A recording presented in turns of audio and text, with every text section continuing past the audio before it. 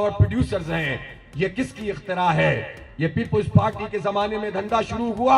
اور میں ایک بات آپ کو بتانا چاہتا ہوں، جب آپ کی تحریک آگے بڑھی ہے تو بہت ساری مینڈکیوں کو زکام ہونا شروع ہوا ہے، اور ایف آئی آر میں ہمارا نام بھی ہے کہ عنوان سے سامنے آ کر یہ کہنا شروع کر دیا ہے کہ ہم بھی آئی پی پیز کے خلاف ہیں۔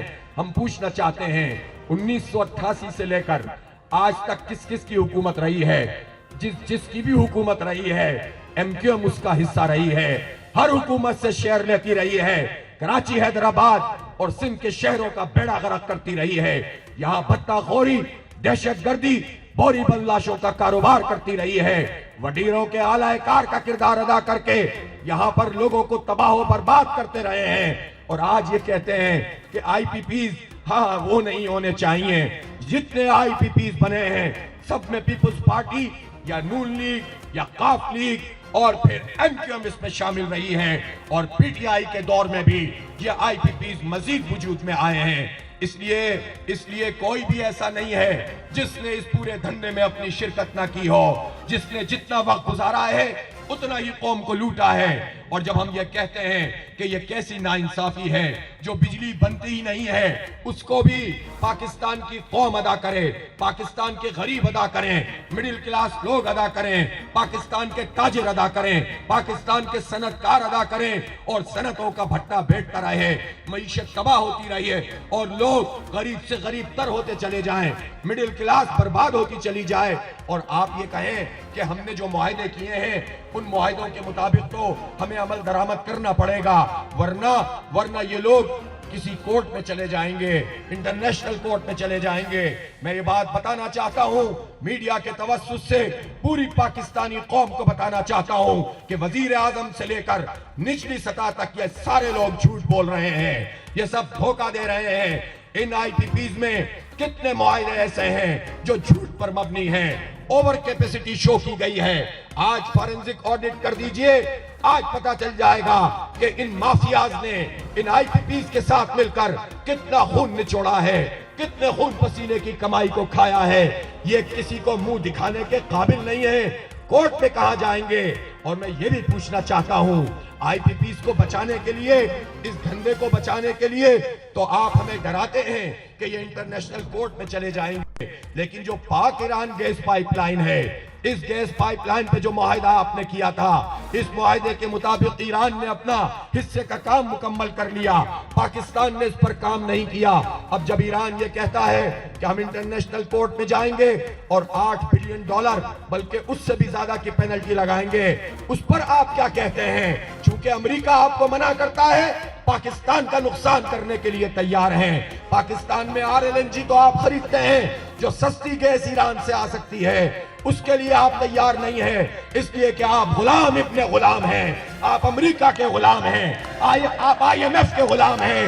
اور جتنے لوگ بھی یہ دعوے کرتے ہیں کہ ہم آئی ایم ایف کی غلامی سے نجات حاصل کر سکتے ہیں یا کرنا چاہتے ہیں، ہم نے دیکھا ہے پچھلے عرصے میں، یہ 15 سال کا قصہ ہے، یہ 15 سال میں $7.78 بلین پیپلز پارٹی نے آئی ایم ایف سے معاہدہ کیا اور قرضہ لیا، نون لیگ نے $6.48 بلین معاہدہ کیا، قرضہ لیا اور پابندیاں، اور اس کے نتیجے میں ہماری معیشت تباہ ہوئی، ان کے کہنے پر غریب کا خون نچوڑا، اور اس کے بعد پی ٹی آئی نے $6 بلین کا معاہدہ کیا اور ان کی معاشی پالیسیاں پاکستان میں نافذ کی اور پاکستان کی معیشت کا بھٹا بٹھایا۔ یہ سب ایک ہی ہوتے ہیں، اس لیے کہ جب یہ اقتدار میں آتے ہیں تو وہی تو وزیر خزانہ ہوتے ہیں جو ایک حکومت میں ہوتا ہے، پھر دوسری میں ہوتا ہے، پھر تیسری میں ہوتا ہے۔ باتیں کرنے سے مسئلہ حل نہیں ہوتا، اعلانات سے کچھ نہیں ہوتا، اقدامات آپ کے کیا کہہ رہے ہیں؟ اس حمام میں سب وہی ہیں جو ہونا چاہیے۔ اس لیے یہ جو آئی ایم ایف کی غلامی کا توق ہماری گردنوں پہ ڈالا جا رہا ہے، ایک نئے پروگرام میں جا رہے ہیں 24واں IMF پروگرام، اس کے فرمائشی پروگرام ہی ختم نہیں ہو رہے. مزید بجلی مہنگی کرو، مزید گیس مہنگی کرو. میں پوچھنا چاہتا ہوں جب یہ بجلی اور گیس آپ اتنی مہنگی کریں گے، صنعتیں کیسے چلیں گی؟ لوگ کیسے جئیں گے؟ لوگ ہمیں بتاتے ہیں کہ کوئی موٹر سائیکل بیچ رہا ہے، کوئی اپنے گھر میں خواتین کی بندے اور بالیاں بیچ رہا ہے، کوئی اپنے گھر کا فرنیچر بیچ رہا ہے کہ ہم بجلی کے بل ادا نہیں کر سکتے. اس مہینے بیچ دیں گے، اگلے مہینے کیا کریں گے؟ اس سے اگلے مہینے کیا کریں گے؟ تم پاکستانی قوم کو خودکشیوں پہ مجبور مت کرو، منشیات کا عادی مت بناؤ. تم یہ نہ کرو، پاکستان کو تباہ نہیں کرو. ایک ہی راستہ ہے، عوام کو حق دو، عوام کو ریلیف دو. اور اس ریلیف کے لیے جماعت اسلامی نکلی ہے، اور جماعت اسلامی کی اس تحریک کو یہ ٹولہ روک نہیں سکے گا. یہ جتنی باتیں بنا لیں، انہیں ریلیف دینا پڑے گا انشاءاللہ تعالی. 10 دن بھی گزار لیے ہیں، 100 دن بھی گزارنے کے لیے تیار ہے کہ نہیں تیار ہے؟ اور صرف یہی نہیں بیٹھیں گے، آگے بڑھیں گے. اس لیے پنڈی میں بھی جو لوگ میری بات سن رہے ہیں، میڈیا کے توسط سے سن رہے ہیں، سوشل میڈیا کے توسط سے سن رہے ہیں، یہ دھرنا پاکستان کے نوجوانوں کی امید بن گیا ہے، تنخواہ داروں کی امید بن گیا ہے، مزدوروں اور کسانوں کی امید بن گیا ہے، غریبوں اور مڈل کلاس کی امید بن گیا ہے. ہم اس طرح لوگوں کی امیدوں کو نہیں توڑ سکتے. لہذا صاف اور سیدھی بات ہے، بجلی کی قیمت کم کرو، جاگیرداروں پہ ٹیکس لگاؤ، اپنی مراعات کم کرو. یہاں مجھے پتا چلا کہ جب گورنر ہاؤس پہ آپ نے دھرنا دینا شروع کیا ہے تو گورنر سندھ صاحب نے، کامران ٹیسوری صاحب نے آپ کی خدمت کرنا شروع کی. میرا خیال ہے جس پر ہمارا اتفاق ہو گیا تھا کہ اب نہ کڑھائی کا تذکرہ ہوگا نہ پکوڑوں کا تذکرہ ہوگا، انہوں نے کڑھائی پھر چڑھا لی ہے، پکوڑے آپ کو بھیجنا شروع کر دیے ہیں. آپ نے شکریہ کے ساتھ قبول تو کر لیے ہیں، لیکن میں گورنر سندھ صاحب سے بھی یہ کہنا چاہتا ہوں، آپ نے پانی بھیجا، آپ کا شکریہ، آپ نے چائے بھیجی، آپ کا شکریہ، لیکن ہم یہاں پر اس لیے نہیں آئے ہیں. ہم تو اس لیے آئے ہیں کہ پاکستان میں وزیر اعظم اور صدر مملکت، چاروں گورنر، چاروں وزرائے اعلیٰ، تمام وزیر، تمام مشیر آج سے اس بات کا اعلان کرتے ہیں کہ کوئی سرکاری گاڑی 1300 سی سی سے اوپر نہیں استعمال کریں گے. ٹیسوری صاحب آپ جسچر دیجئے، آغاز کر دیجئے، اور کل سے آپ 1300 سی سی سے کم کی گاڑی میں بیٹھ کر اپنا پورا گورنرشپ کا دور مکمل کریں گے. پھر تو بات بنتی ہے، ورنہ ظاہری چیزوں سے مسئلہ حل نہیں ہوتا. یہ سنجیدہ بات ہے، اور سنجیدہ بات یہ ہے کہ ایک مخصوص طبقہ، اس کو فری پیٹرول ملے، اس کو بڑی بڑی گاڑیاں ملیں، جس کا ایوریج بھی 3 کلومیٹر اور 5 کلومیٹر سے زیادہ نہ ہو. ان کی بڑی گاڑیوں کا بوجھ غریب اٹھائیں، مڈل کلاس لوگ اٹھائیں، اور اس طرح سے وہ برباد ہوتے رہیں. اور یہ طبقہ اپنی عیاشیاں کم کرنے کے لیے تیار نہیں. ہم سے کہتے ہیں وزراء کیسے بجلی کی قیمت کم کریں؟ ایسے بجلی کی قیمت کم کرو کہ اپنی مراعات ختم کرو، اور اس کے نتیجے میں جو پیسے بچیں وہ غریب کے حق میں استعمال کرو. یہ شہر کراچی ہے، یہ منی پاکستان ہے، یہ پاکستان کی معیشت کو چلاتا ہے. 54% ایکسپورٹ یہاں سے ہوتی ہے، 67% ریونیو جنریٹ ہوتا ہے. یہ شہر کراچی یہ غریبوں کی ماں ہے. یہاں ہر قوم، ہر برادری، ہر نسل، ہر زبان کے لوگ ہیں. یہاں اقلیتیں بھی اپنی جگہ پورے اعتماد کے ساتھ موجود ہوتی ہیں. سب مل جل کر کام کرتے ہیں. اس کی صنعتیں چلتی ہیں تو پاکستان چلتا ہے. لیکن یہاں جو طبقہ ہم پر مسلط ہے، 16واں لگاتار سال پیپلز پارٹی کی حکومت ہے. پچھلے 50 سال سے بدل کر ان کی حکومت ہے، اور پچھلے 30 35 40 سال سے MQM ہر سیٹ اپ کا حصہ ہوتی ہے. اور ان لوگوں نے یہاں کی صنعتوں کو تباہ کیا ہے. ان گئے گزرے حالات میں بھی جب یہ شہر کراچی ملک کی معیشت چلا رہا ہے، تو اگر یہاں صنعتوں کو پانی مل جائے، اگر یہاں صنعتوں کو گیس مل جائے، اگر یہاں صنعتوں میں بجلی کی قیمت کم ہو جائے، تو پھر تو یہ پاکستان کو بہت آگے لے جا سکتے ہیں. لیکن اس منی پاکستان کے ساتھ اس پورے طبقے نے جو سلوک کیا ہوا ہے وہ ناقابل معافی ہے. یہ جرم کرتے ہیں، یہ زمینوں پہ قبضہ کرتے ہیں. آج بھی مجھے پتا چلا ہے کہ کوئی مہران سوسائٹی ہے، گلشن مہران ہے، وہاں پولیس کے لباس میں کچھ لوگ ہیں، ڈاکہ ڈال رہے ہیں.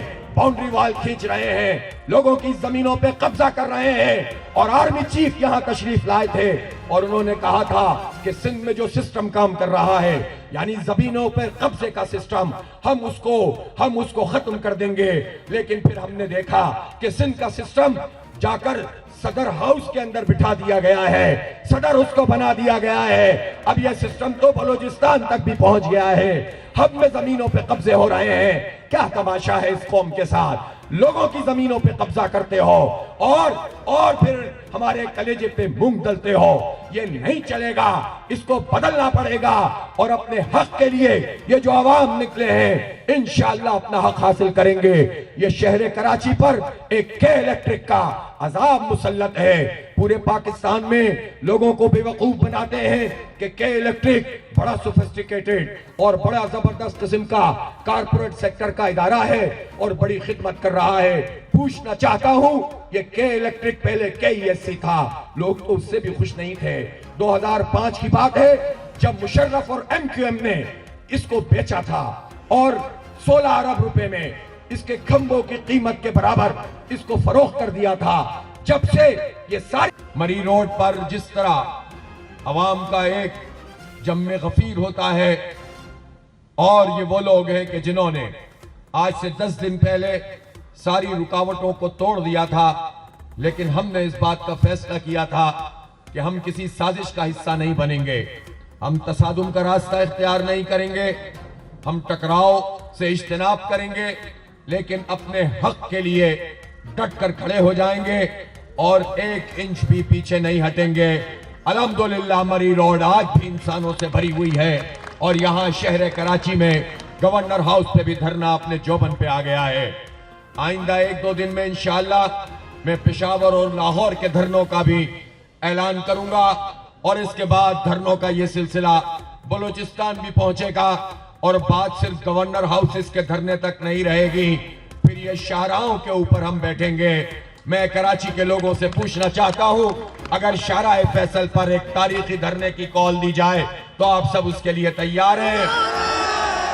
और मुझे मालूम है कि जब भी मैं पेशरफ्त की बात करता हूं तो डी चौक के नारे हर तरफ से लगना शुरू होते हैं और पिंडी में मौजूद नौजवान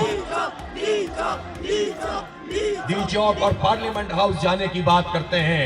ये जज्बे जवान हैं, इन जज्बों को इंशाअल्लाह कोई शिकस्त नहीं दे सकेगा। लेकिन मैं अर्ज ये करना चाहता हूं कि ये तहरीक जो आवाम के हक की तहरीक है, जो पाकिस्तान के हक की तहरीक है और पाकिस्तान को आगे बढ़ाने की तहरीक है, तरक्की देने की तहरीक है, और पाकिस्तान पे मुसल्लत जो एक टोला है, हुक्मरान तबका है, इसको सरों से हटाकर और यहाँ पर उन लोगों को लाने की तहरीक है जो हक की बालादस्ती करे, जो इस्लाम का आदिलाना निजाम कायम करे, जो इस मईशत को जो सूद दर सूद जकड़ दी गई है और इस सूदी निजाम के तहत हम कर्जों के जाल में फंसते चले गए हैं, बर्बाद हो गए हैं। इस पूरे सूदी निजाम को जड़ से उखाड़ कर फेंक देने की तहरीक है। लेकिन इस तहरीक के पहले मरहले के तौर पर हमने अपना 7 निकाती एजेंडा रखा है। यह 7 नुक्तों का एजेंडा क्या है? इसमें साफ और वाज़ेह बात है और इससे हम बिल्कुल भी पीछे हटने के लिए तैयार नहीं है कि बिजली के ये बम जो बिलों की सूरत में आते हैं 25 करोड़ पाकिस्तानियों को ये कबूल नहीं है। इन्हें बिजली की कीमत बिजली के लागत के मुताबिक लानी पड़ेगी, वरना फिर ये भी हो सकता है कि हम पूरे पाकिस्तान से ये अपील करें कि अब हम बिजली के बिल नहीं अदा करेंगे और तुम आकर देख लो कि किस तरह हमारी बिजली काटते हो। इसलिए इससे पहले कि हम ये अपील पूरे पाकिस्तान में करें, हुक्मरानों को होश के नाखून लेने चाहिए और बिजली के बिलों में कमी करनी होगी। हम इस मुतालबे से दस्तबरदार नहीं हो सकते। ये कुछ भी कर लें, ये जितनी डिलेइंग टैक्टिक्स कर लें, ये मुज़ाकरात में जब आते हैं तो एक बात करते हैं और जब मुज़ाकरात से उठ कर जाते हैं تو دوسری بات کرنا شروع کرتے ہیں اور کبھی کہتے ہیں مناظرہ کر لو، کبھی کہتے ہیں مباحثہ کر لو۔ ہمارا ایک کارکن بھی وزیر اعظم سے بھی مناظرہ بھی کر سکتا ہے، مباحثہ بھی کر سکتا ہے اور چت بھی کر سکتا ہے، اس لیے کہ وزیر اعظم کے پاس یا ان کے اس پورے وزراء کے ٹولے کے پاس کوئی دلیل نہیں ہے۔ ایک تو بات یہ ہے کہ آپ کی تو کوئی قانونی حیثیت بھی عجیب طریقے کی ہے کہ جس وقت سپریم کورٹ میں کوئی عادل جج آ گیا، کوئی چیف جسٹس ایسا آ گیا جو پاکستان میں ہونے والے اس تماشے پر کوئی ایکشن لے اور ایک جوڈیشل کمیشن بنا دے اور فارم 45 کے مطابق فیصلے دینا شروع کرے، تو نہ شہباز شریف رہیں گے، نہ نواز شریف رہیں گے، نہ زرداری رہیں گے، نہ ان کی سندھ حکومت رہے گی اور نہ پنجاب میں بھتیجی کی حکومت رہے گی، نہ وزیر اعظم رہے گا، نہ سمدھی نائب وزیر اعظم رہے گا۔ یہ خاندان جو ہم پر فیملی انٹرپرائزز کی صورت میں مسلط ہو گئے ہیں، یہ تو ایک ہی جھٹکے میں روانہ ہو جائیں گے۔ لیکن کیا کریں، حالات جس نوعیت کے ہیں، وہ تحریک بھی اپنی جگہ موجود ہے، آئین کی بالادستی کی تحریک، قانون کی حکمرانی کی تحریک، جمہوریت، جمہور کی رائے کے احترام کی تحریک، رائے عامہ کی، اس کی رائے کی اہمیت کی تحریک وہ اپنی جگہ پر جاری ہے اور ہمارے بڑے قومی ایجنڈے کا حصہ ہے۔ لیکن اس وقت تو سامنے اگر یہ موجود ہے تو انہی سے مطالبہ کرتے ہیں، وزیر اعظم صاحب آپ بجلی کے بل کم کر دیجئے، اسی میں آپ کی نجات ہے، ورنہ یہ دھرنا تحریک آپ کو کہیں لے کر ہی نہ ڈوب جائے اور 47-49 بھی منہ دیکھتا رہ جائے اور آپ کی حکومت چلی جائے۔ عوام کے غصے سے اور عوام کے غیظ و غضب سے اگر آپ کو بچنا ہے تو آپ کو یہ مطالبہ ماننا پڑے گا۔ ہمارا مطالبہ بہت آسان اور سادہ ہے کہ تنخواہ دار طبقے نے پچھلے سال 368 ارب روپے کا ٹیکس ادا کیا ہے۔ پاکستان میں یہ تنخواہ دار طبقہ ہی تو ٹیکس دیتا ہے، آپ ڈائریکٹ ٹیکس اس سے وصول کر لیتے ہیں۔ اور جب وزیر اعظم یا ان کے وزیر یہ کہتے ہیں کہ جماعت اسلامی کی تجاویز میٹنگ میں تو کہتے ہیں قابل عمل ہے، میڈیا پہ کہتے ہیں کہ قابل عمل نہیں ہے، تو میں ان سے پوچھنا چاہتا ہوں کہ اگر یہ تنخواہ داروں کا اس سال کا جو سلیب انہوں نے بنایا ہے، اس پورے سلیب کو ہٹا دیں گے تو بھی تو 368 ارب روپے سے زیادہ تم جمع کر لو گے۔ لیکن یہ پوچھنا چاہتا ہوں کہ جن کی زمینیں 20 ایکڑ سے زیادہ ہیں، میں چھوٹے کسان کی تو بات نہیں کر رہا، ایک معقول کاشتکار بھی 15 سے 20 ایکڑ والا بھی ایک مڈل کلاس سے بھی اچھی حیثیت کا کاشتکار ہوتا ہے، لیکن میں تو 20 ایکڑ سے اوپر کے لوگوں کے بارے میں کہہ رہا ہوں جن کی 2.5 کروڑ ایکڑ زمین ہے، کلٹیویٹڈ لینڈ ہے۔ ان 2.5 کروڑ ایکڑ زرعی زمینوں کے اوپر آپ ٹیکس کیوں نہیں لگاتے ہیں؟ جاگیرداروں سے انکم ٹیکس کیوں نہیں وصول کرتے ہیں؟ سارا بوجھ تنخواہ دار لوگ اٹھائیں، یہ نہیں چلے گا۔ اور یہ کیا قابل عمل نہیں ہے کہ آج آپ اعلان کریں اور کل سے ٹیکس کلیکشن شروع ہو جائے تو یہ مسئلہ ہمارا حل ہو جائے گا، ہمارے بل بھی کم ہو جائیں گے۔ اور پھر میں یہ بھی پوچھنا چاہتا ہوں، یہ جو ہم آپ سے کہتے ہیں کہ جو آئی پی پیز ہیں، یہ جو آئی پی پیز کیا ہیں؟ یہ انڈیپینڈنٹ